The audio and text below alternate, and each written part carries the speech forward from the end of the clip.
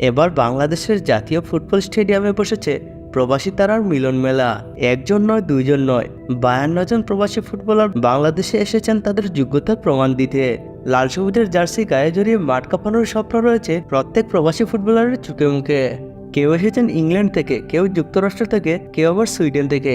আজ থেকে 3 দিন এই ভেন্যুতে প্রবাসী ফুটবলারদের ট্রায়াল চলবে। সেই সকল ফুটবলারদের মধ্যে সবার নজর আজ যার দিকে ছিল তিনি হলেন তুফাইল তানিম। বর্তমানে খেলছেন ইংল্যান্ডের ক্লাব সাউথহ্যাম্পটনের এফসিতে। 23 বছর বয়সী এই সেন্টার ব্যাকের একমাত্র স্বপ্ন হলো বাংলাদেশ জাতীয় দলে খেলা, আর তার সেই স্বপ্নের নায়ক হলেন হামজা চৌধুরী। তুফাইল তানিম বলেন, যেদিন দেখলাম হামজা বাংলাদেশের হয়ে খেলছেন সেদিন বাবাকে বলে দেখ আমিও খেলতে চাই, তাকে দেখেই তো এখানে এসেছি। তানিমের মতো সুইডেন প্রবাসী আশিক রহমানও বাংলাদেশকে প্রতিনিধিত্ব করতে চান।